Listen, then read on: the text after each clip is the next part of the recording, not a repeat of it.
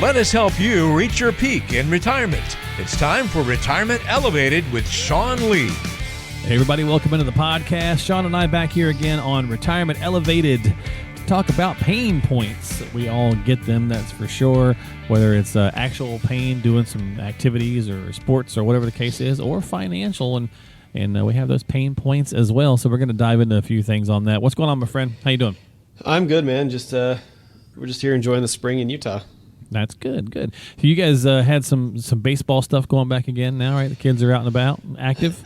Oh, yeah. We just got done with another tournament, and the boys showed up. They won it and scored, I think, 36 runs in 2 games in championship day. Nice. Now, do you play yourself still? No. I do the Red Sox fantasy camp in January, but other than that, I don't do much. I keep my arm healthy so I can play catch with my son and throw batting practice to him. Well, I was going to ask you because I was like, so these boys go out and they play, right? And they're giving it their all. You know, how much pain do you see on your kid versus like if you go do some stuff, right? As we age, we're like, man, where are these? Oh man, where does all this pain come from? I don't even remember doing that much, right?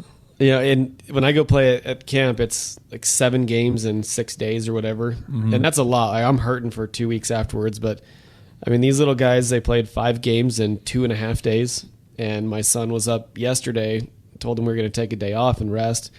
He wanted to go hit, and he wanted to go do some things. And you're bouncing off the walls. Back at it, yeah. Yep. Youth. That's good stuff. So, body pain points, like I was saying, we got the financial pain points. And so we got these major ones that people tend to see, Sean, whenever they're thinking about retirement as we're getting older. They're stuff that bothers them the most. Pretty easy to identify pain point number 1. I think it's pretty universal. It's, hey, I want to have, enough money. I don't want to, run out of money before I die. Yeah, I mean, this is, if it's not the biggest concern, it's one of the biggest concerns. It's, the unknown, the fear of running out of money and running out of assets before you run out of life. And when we look at that, it's because there is unknown. It's, well, Sean, I don't have a clearly defined written plan, or I've never taken the time to understand how my assets can work for me. I've never taken the time to understand where my assets should be positioned to provide the greatest benefit for me in my plan, and what it needs is just, I've been saving for so long, stick my head in the sand and just contribute. And then you get to this point in retirement or close to it, and you're like, uh-oh, now what? Yeah.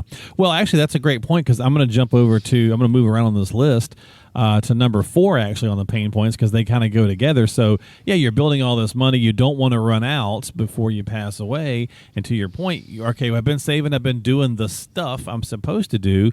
Now what? So there's that real uneasiness. That's a pretty big pain point as well for people to say, okay, how do I take the stuff I got and turn it into a paycheck? Because walking away and no longer getting paid every 2 weeks or once a week or once a month or whatever your pay thing is scares the bejeebus out of people.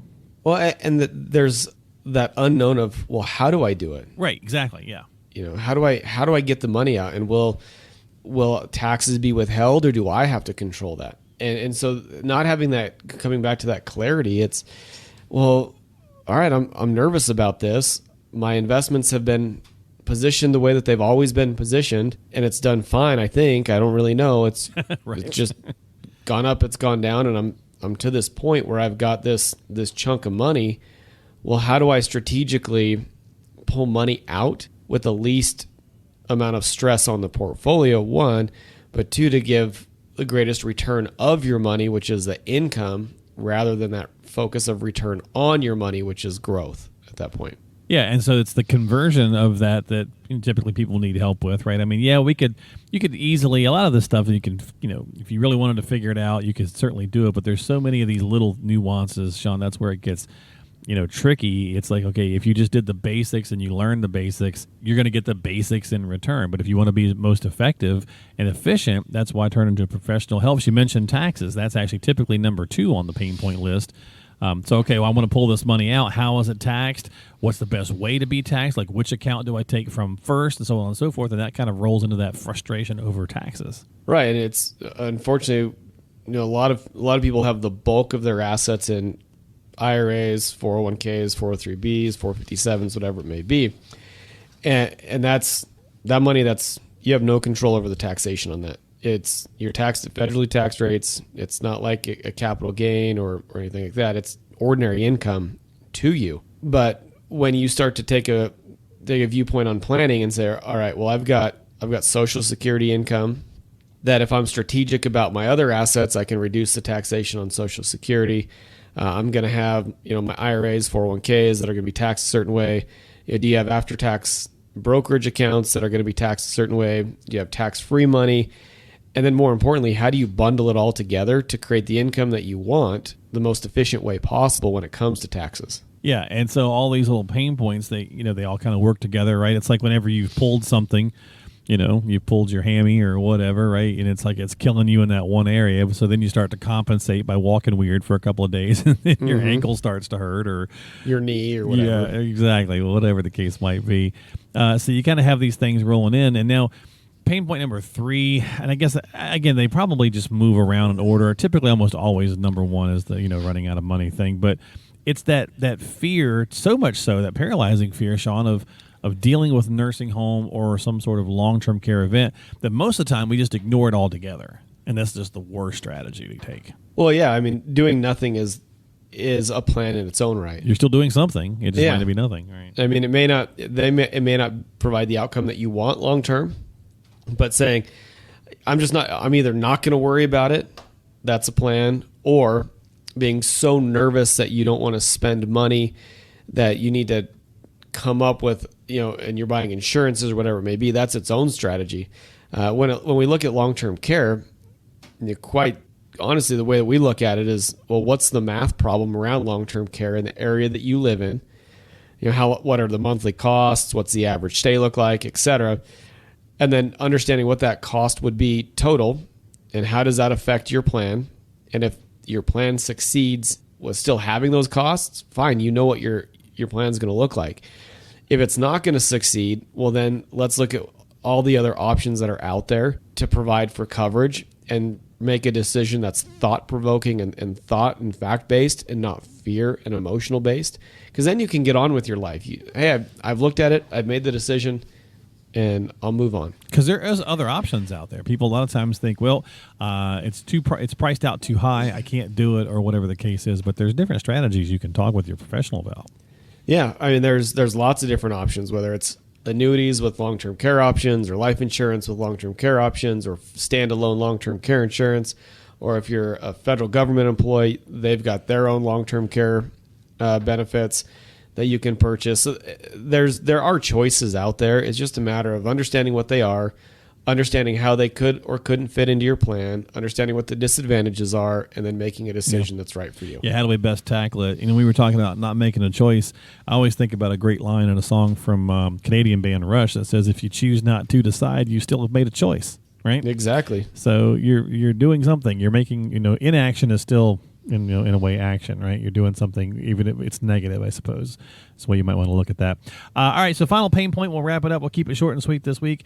Obviously, it's the anxiety around when is the market going to crash? Well, that's the $1 million question or multi-million-dollar question, because this one, it just keeps teasing us and messing with us and doing all these weird things. Sean, it's obviously been a super rocky start to the year. April, at the time we're taping this, is just about done, and April has been volatile to say the least. Exactly. I mean, the markets are going to go up, the markets are going to go down. How you're allocated is going to determine how much pain you feel. Exactly.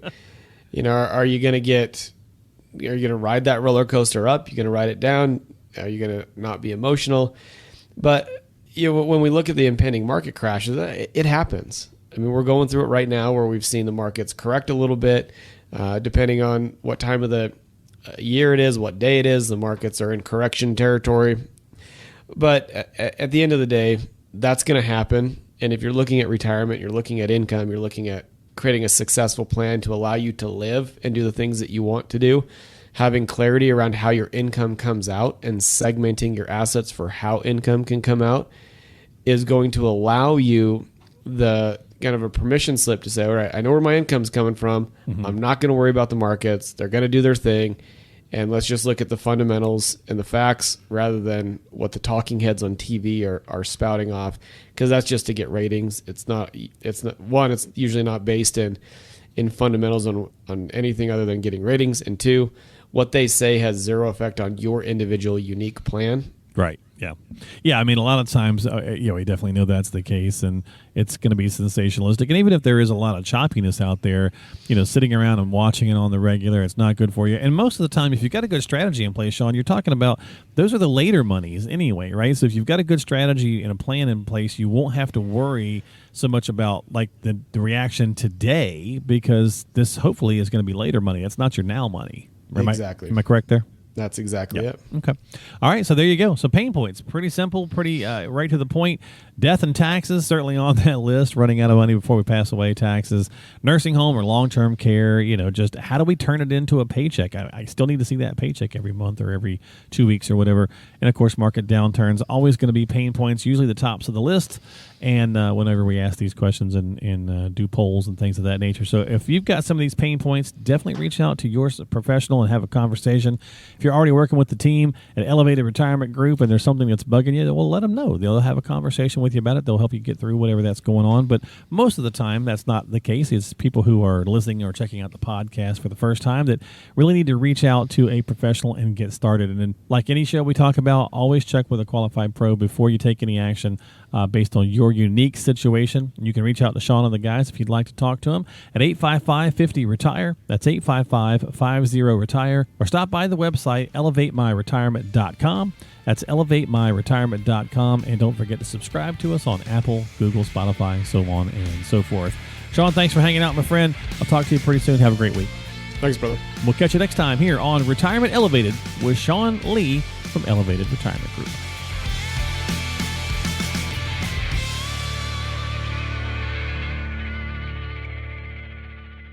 Investment advisory services offered through Elevated Capital Advisors, LLC, and SEC Registered Investment Advisor.